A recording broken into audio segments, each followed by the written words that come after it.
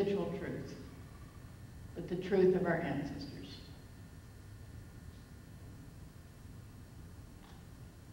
And in spite of years of patriarchal interpretation and scholarship that have distorted the meaning of some of those stories, the truth is still there. So in the Hebrew text, in the book of Judges,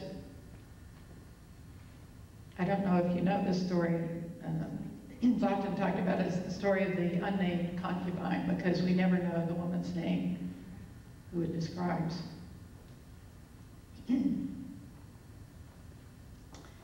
But it's a story of, I think, probably the first story we have in Scripture about a battered woman, because the story goes that the concubine left her master and returned to her home.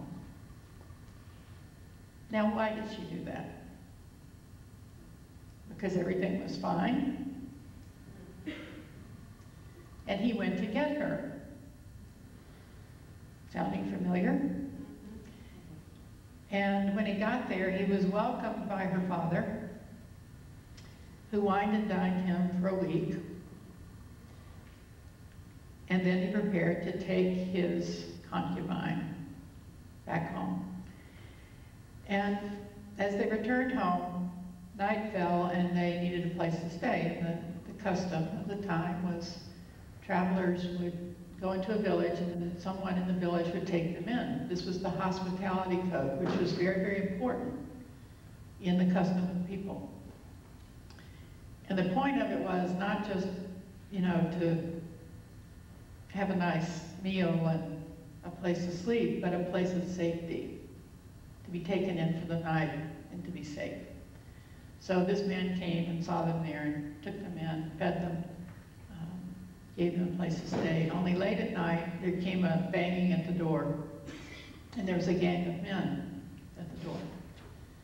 And they said to the host, give us it was a Levite who was traveling, give us the Levite that we might know him. And literally what they were saying was that we might rape him because he was a stranger. And that was the worst thing they could do to a stranger. And the host was very concerned about this because he knew his obligation was to protect his guest. And so he said to the gang of men, no, that would be a horrible thing to do to this guest. Here's my virgin daughter. Take her and do with her what you will, but do not harm this guest. The gang said, no, we don't want your virgin daughter. We want the stranger. And so the stranger's getting nervous now, and he takes the concubine and throws her out the door and locks the door.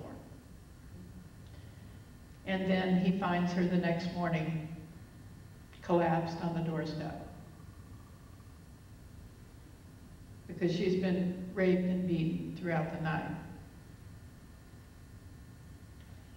And the reason the gang accepted her as a sacrifice was because she belonged to the stranger. So to destroy his property was to get at him.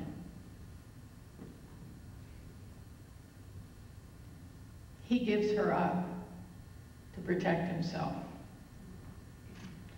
The violence that is meant for him is directed at her.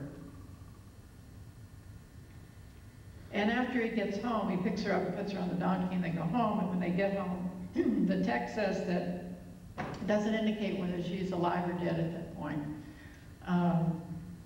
But the text simply says that he cuts her body into 12 pieces and sends each piece to one of the tribes of Israel with the message, this has never been seen before among us. And what he meant was that man's property would be treated this way. The story is never about the concubine. It's about her being used.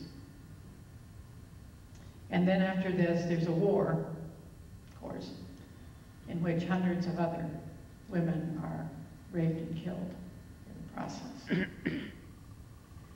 Now, in Hebrew scripture, there are a number of other stories that some of you are familiar with. The story of Dinah, of Tamar, of Jephthah's daughter. But again, very clear telling of the truth experience of violence against women and children. But there's also a few stories about those who resisted, which are equally important stories. How many of you know the story of Vashti?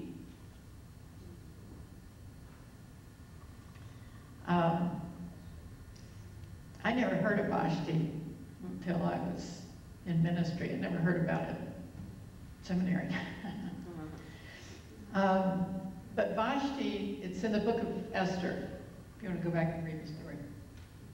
Vashti was the queen before Esther.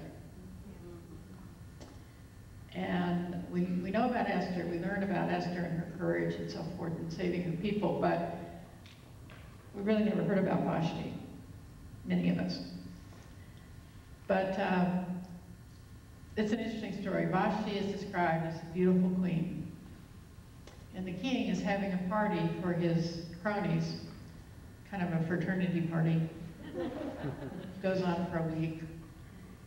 And at some point in the party, when they're all drunk, the king sends for his beautiful wife because he wants to parade her in front of his buddies, show her on. And she sends back word, no, I don't think so. And she refuses to go. So you can imagine then the hoo-ha that erupts because the queen has said no to the king. So all the advisors gather around and are trying to figure out what should we do about this. And you know, they're very clear in advising the king that you can't let this happen, because what if other women found out that the queen had said no to the king? So basically, that's the point at which Vashti is fired. Now, I think it's fascinating that she isn't killed, but she's simply dismissed as queen. And that's when he goes looking for a new queen. But in fact, the story did spread throughout the kingdom. And then again, we don't know what happened as a result of that. But the story that the queen resisted the king's demand was something that other wives in the kingdom were very interested to hear. Now, there are also teaching texts in our various traditions.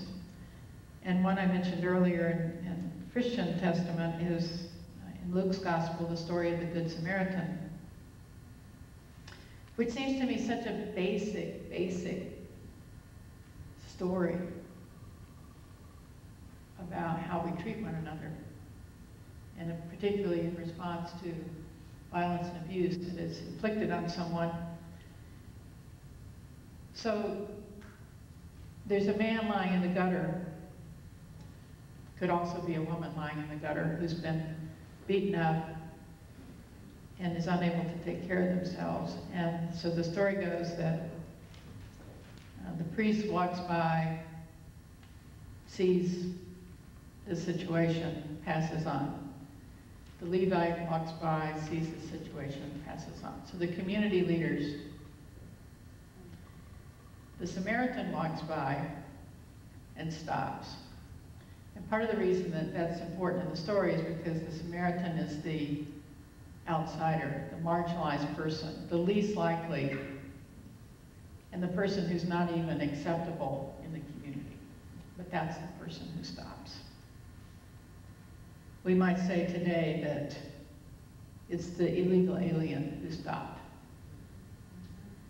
and took a risk and had only 2 days' wages in his pocket, but he still took the person to the nearest inn and paid the bill and said, I will pay the rest when I come back this way later.